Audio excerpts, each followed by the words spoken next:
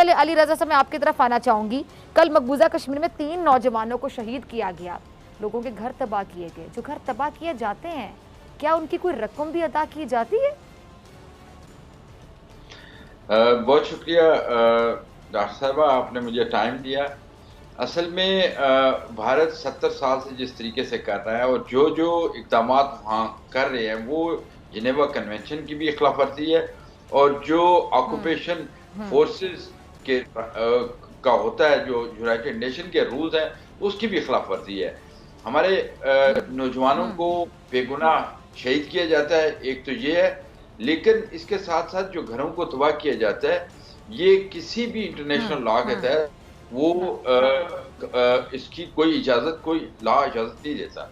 लेकिन भारत ने आज तक किसी भी इंटरनेशनल कानून इनकी पाबंदी नहीं की है। वो हमेशा से खिलाफ वर्जी करते आ रहे हैं, और जब से ये खासकर 5 अगस्त 2019 के बाद से लेके तो उन्होंने इंतहा कर दिया है घरों को तबाह करना, बच्चों को उठा के लेके जाना, और जो सिविलियन माए बहनें उनको जेलों में डालना, और जेलों में भी 2-2, 3-3 हजार किलोमीटर दूर जेलों में रखना, जाके फैमिली भी उनको ना देख सके।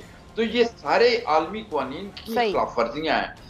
लेकिन देखिए, हमने जो पाकिस्तान का हमेशा स्टैंड रहा है 1947 से आज तक, जो पाकिस्तानी कौम का जो मौक़िफ़ है वो ये है कि भाई हम इस मसले को कश्मीरी अवाम की ख्वाहिशात के मुताबिक हल करना चाहते हैं। यूनाइटेड नेशन के रेजोल्यूशन यही कहते हैं।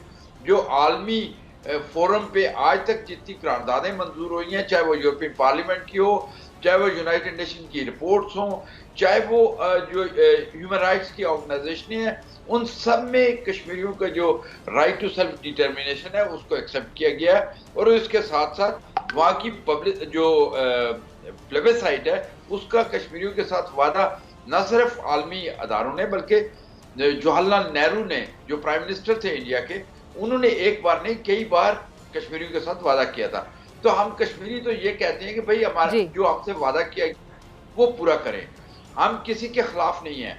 हम सबसे ज्यादा अगर अमन कोई चाहता है उस खिते में तो वो कश्मीरी हैं, जो 70 साल से शहीद हो रहे हैं, अपनी जानें कुर्बान कर रहे हैं। हमारे जो बुजुर्ग हैं उनको जेलों में, जवानों को जेलों में रखा गया। हमारी पूरी क़यादत जो है इस वक्त वो मकबूजा कश्मीर की इंडिया की जेलों में है। तो ये सारा तभी होगा जब कश्मीरियों का हक तस्लीम किया जाएगा, और वो हक जो भारत ने और पाकिस्तान ने और पूरी दुनिया ने तस्लीम किया हुआ है। हम कुछ एक्स्ट्रा चीज नहीं मांग रहे।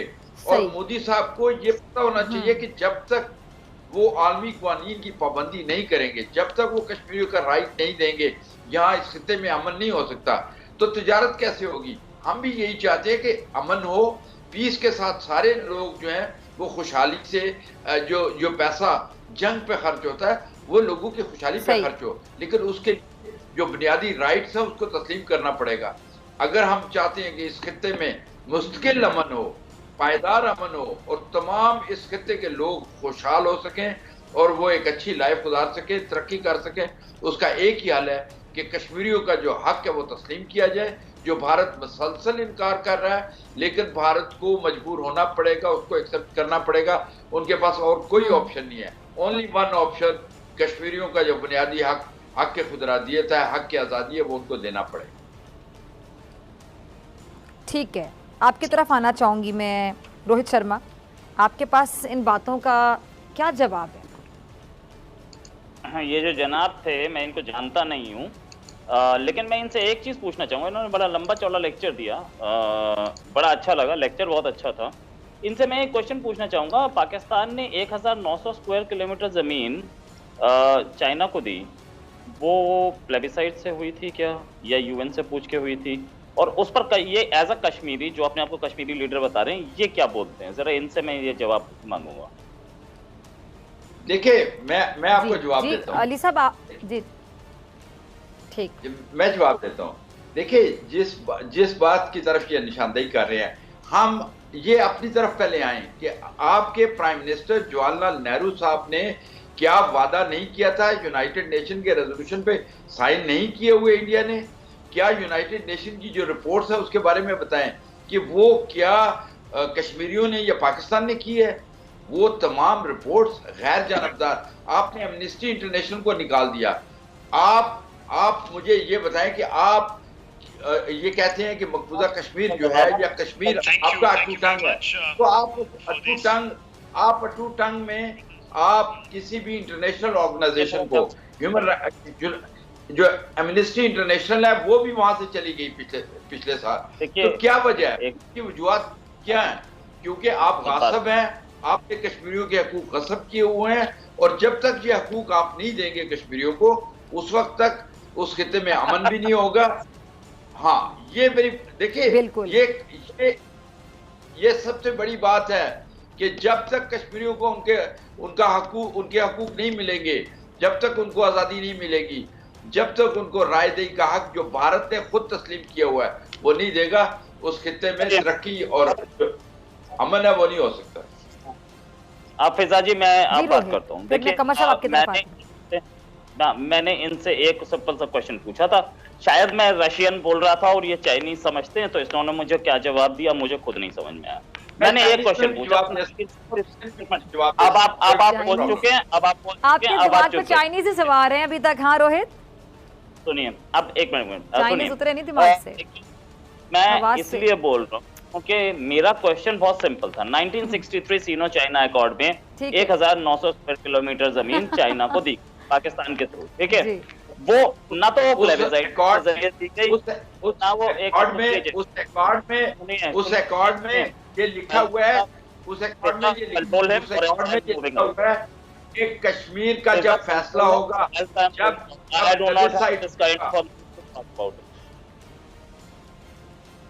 देखिए जब आप बोल रहे थे मैं चुप था। अली साहब थोड़ी सी पेशेंस रखिए, थोड़ा सा कल्चर रखिए, ठीक है। और जैसे आप अच्छा रोहित शर्मा एंड अली रजा साहब, मुझे कमर चीमा साहब को भी शामिल है गुफ्तगू करना है। एक मेहमान काफी देर से खामोश है, प्रोग्राम शुरू हुए मेरे ख्याल से 10 मिनट हो चुके हैं। अगर आप दोनों की इजाजत में कमर साहब को भी शामिल गुफ्तगू कर लूं। रोहित आप अपना पॉइंट कंप्लीट कीजिए। जी, मैंने इनको दूसरा मौका दिया, इन्होंने उसका जवाब नहीं दिया। मैं ये बोल रहा हूँ कि जो चाइना को जमीन दी गई उसमें ना प्लेबिसाइट यूज किया गया, ना उसमें यूएन का रेजोल्यूशन यूज किया गया, ना किसी पार्टी से बात की गई। तो ये अली साहब ये जो कश्मीरियत की बात करते हैं और कश्मीरी बहुत बड़े नेता बनते हैं अपने आप को, आई डोंट नो ये कभी इलेक्शन लड़े कि नहीं। तो वैसे ऐसा होता है कि गली मोहल्ले के नेता कई बार अपने आप को बोलते हैं कि देखो जी नेहरू जी की डेथ के बाद मैं ही सबसे बड़ा लीडर हूँ, ऐसा होता है। मैं इनसे एक चीज बताना चाहूंगा कि जिस समय सुनिए, एक मिनट बोलिए मत आप बीच में, मैं बोल रहा हूँ ना। जिस समय 1991 में जब वहां से कश्मीरी पंडित को मार के भगाया जा रहा था और अनाउंसमेंट हो रही थी मस्जिदों से कि सारे कश्मीरी पंडित अपनी लेडीज को यहाँ छोड़ के चले जाओ, तुम्हारी लेडीज के साथ हम रहेंगे, तब आपकी कश्मीरियत कहाँ थी? तब कहाँ थे आप? तब क्या हो रहा था? तब आप अच्छा कमर चीमा साहब मैं आपकी तरफ आना चाहूंगी। रोहित बार बार अली रजा सबसे एक सवाल पूछ रहे हैं, आपको क्या समझ आ रही कि रोहित क्या पूछना चाह रहे हैं? देखिए जी बहुत शुक्रिया। देखिए रोहित साहब जो है ना वो चाहते हैं कि आप बताएं कि आप चीन को क्यों कश्मीर का एक हिस्सा या पाकिस्तान का कोई हिस्सा दे रहे हैं। देखिए पाकिस्तान और चीन के ज़ाती मामलात हैं, हम जो मर्जी फैसले करते रहे, पहली बात तो ये है। और दूसरी बात ये है कि क्या पाकिस्तान ने कोई एक्स्ट्रा जुडिशियल किलिंग्स करता है? क्या पाकिस्तान कोई फेक इनकाउंटर्स करता है? क्या पाकिस्तान किसी आबादी में किसी शख्स को या किसी कम्युनिटी को उनकी मजहब की बुनियाद पे उनके साथ जुल्म करता है? हम तो ऐसा नहीं कर रहे। इधर ये तो बातें तो सारी कश्मीर में हो रही हैं और कश्मीरी आज भी बुलबुला रहे हैं। और देखें गो के पाकिस्तान बड़ी एफर्ट करना चाहता है, शायद चीज़ें बेहतर हों, लेकिन आपकी सरकार को भी चाहिए कि 2 कदम आए और कश्मीरियों की ज़िंदगियों में सुख का सांस आए। वो बेचारे प्रोटेस्ट भी करते हैं, उनको गोलियां भी मारी जाती हैं, उनको दहशतगर्द भी कहा जाता है, उनको फेक एनकाउंटर्स में भी मारा जाता है, उनकी खवातीन को हाफ विडोज भी कहा जाता है। जुल्म और सितम का एक बाजार है। यहाँ पे मेरे भाई जो कश्मीर से हैं वो इंटरनेशनल चार्टर्स की बात कर रहे थे, बिल्कुल सही कर रहे थे, लेकिन दुख इस बात का है कि भारत को कौन बताए कि इंटरनेशनल चार्टर्स, इंसानी हकूक या इंसानियत या ये चीज़ें क्या होती हैं। इन चीज़ों का ताल्लुक होता है किसी सोसाइटी का हसास होना। भारत के अवाम इतने हसास नहीं है कि वो ये इस बेचारी कश्मीरियों का एहसास कर सके।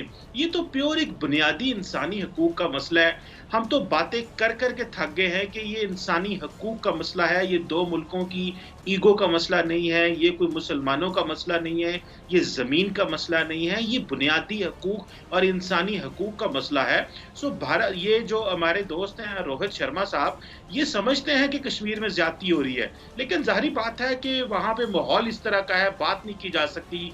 मोदी जी का प्रेशर है, आरएसएस का प्रेशर है, बीजेपी का आईटी सेल का प्रेशर है, सहाफ़ी वहाँ पे दबा दिए जाते हैं और मोदी जी जो करते हैं वो करते हैं, सारी दुनिया को पता है। और आजकल इनको ये भी पता है कि भारत एक मार्केट भी है, तो जो मर्जी फिर अब कर लें, अब तो कुछ भी नहीं कोई इनको पूछने वाला। पहले तो इनको पहले ही आज़ादी थी, इनको और आज़ादी मिल गई। कुछ हमारी ओआईसी ने भी कश्मीर को इशू को लिफ्ट नहीं कराई, मुस्लिम दुनिया ने भी नहीं कराई, इंटरनेशनल कम्युनिटी भी खामोश हो गई। इनको मौका मिल गया, इन्होंने मजीद उन बेचारों को दबाना शुरू कर दिया।